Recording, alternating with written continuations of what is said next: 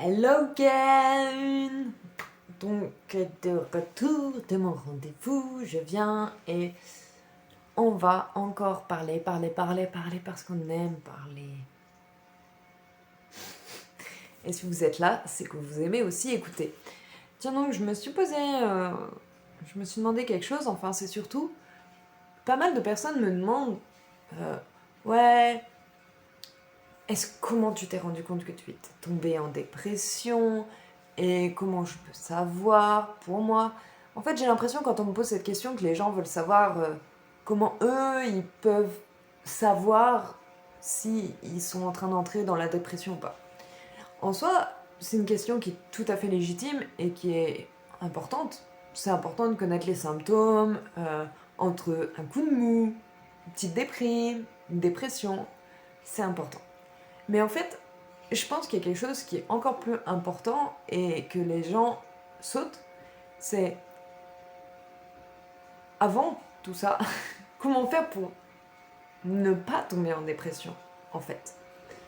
Euh, Avant de se dire, est-ce que j'ai des symptômes, est-ce que je suis en train d'entrer dans la dépression, avant tout ça, pour moi, c'est, oui, mais est-ce que dans ta vie, tu fais ce qu'il faut pour ne pas tomber dans la dépression, ne pas, en fait, pouvoir tomber en dépression, en fait.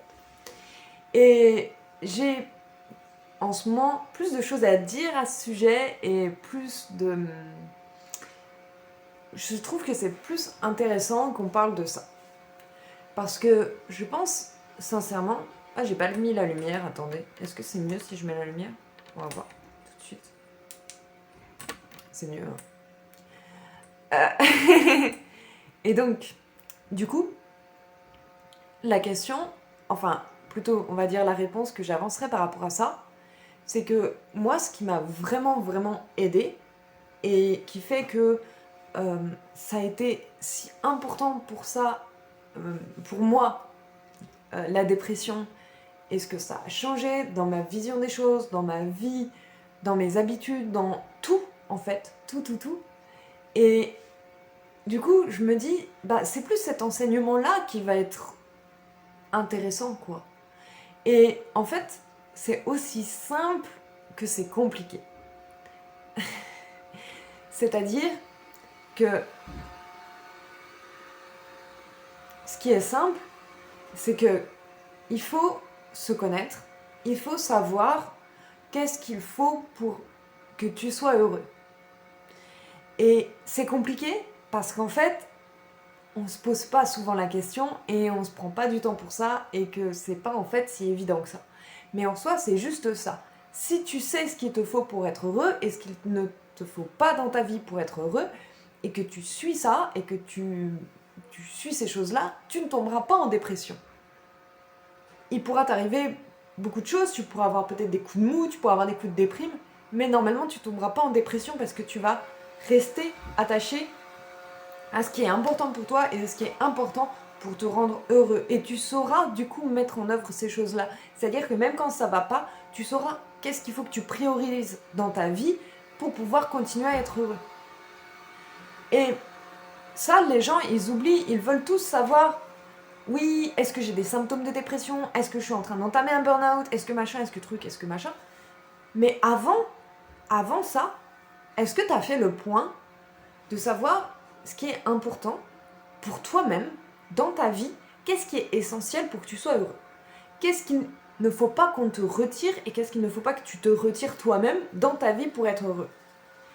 Qu'est-ce qui est essentiel pour toi pour être heureux et qu'est-ce qui est important que tu n'aies pas aussi, ça marche, il faut faire les deux, c'est qu'est-ce qu'il ne faut pas dans ta vie pour que tu sois heureux. Et quand tu sais ça, quand tu as fait le point et que tu sais ce qu'il te faut et ce qu'il ne te faut pas, alors c'est tout de suite beaucoup plus simple et tu peux avancer et y aller avec sérénité. Moi, j'ai découvert qu'il y avait des choses qui étaient très importantes pour moi et je les sous-estimais. Je pensais que c'était pas si important que ça pour moi, je pensais que je pouvais prendre sur moi, etc. Je parle pas de faire des concessions ou quoi. Quand il s'agit de pour toi être heureux, ce qui t'est essentiel pour que tu sois heureux, on n'est pas en train de parler de faire des concessions ou autre, on est en train de parler de choses qui sont vitales. Si pour toi c'est vital de voir tes amis et d'avoir des amitiés proches et de les voir toutes les semaines, c'est vital. Si pour toi, je sais pas moi, qu'est-ce qui pourrait être essentiel pour toi si pour toi créer des choses, faire de la peinture ou autre, c'est vital, alors il faut le faire. Et si c'est vital pour toi d'avoir des moments seuls, alors il faut que tu aies des moments seuls.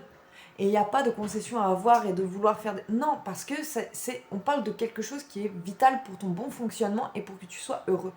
Et ça, il faut le remettre. Et il faut remettre aussi la valeur là-dessus. Parce qu'on est souvent à vouloir rogner là-dessus. En se disant, bah je peux prendre, je peux encaisser, je peux faire des concessions, je peux... Admettons, t'as un moment où t'as besoin d'être seul parce que t'en as besoin. C'est tout, ça fait partie de tes besoins primaires, vitaux, ce que tu veux. T'as besoin d'être seul. Et tu vas dire, oui, mais j'ai un ami qui va pas bien, il a besoin que je le voie, oui, mais je peux faire des efforts pour sociabiliser parce qu'à tel moment, il y a tel truc, etc. Tu vas à chaque fois mettre ton besoin primaire et ton besoin vital de côté. Et tu vas te dire, oui, mais je peux faire des concessions, je peux prendre sur moi, parce qu'on est toujours à se surestimer soi-même et à penser qu'on est au-dessus de nos propres besoins. Et je crois qu'il faut aussi remettre les choses en place, qui est dans le respect de soi-même, c'est aussi respecter ses besoins. Et donc respecter ses besoins vitaux. C'est pas une histoire de savoir qui est le plus fort et qui peut le plus encaisser ou je ne sais pas quoi. Franchement, à la fin, quand t'es à vouloir te foutre en l'air, on s'en bat les couilles de savoir qui a été celui qui a fait le plus de concessions ou qui a le plus encaissé. Vraiment, tout le monde s'en fout. Les gens, il y a... Comment dire, à part toi-même et à part ton propre ego que ça flatterait, les autres à l'extérieur, par rapport à tes besoins vitaux que toi tu connais, eux, non seulement ils les connaissent pas, mais en plus de ça, ils s'en battent les couilles.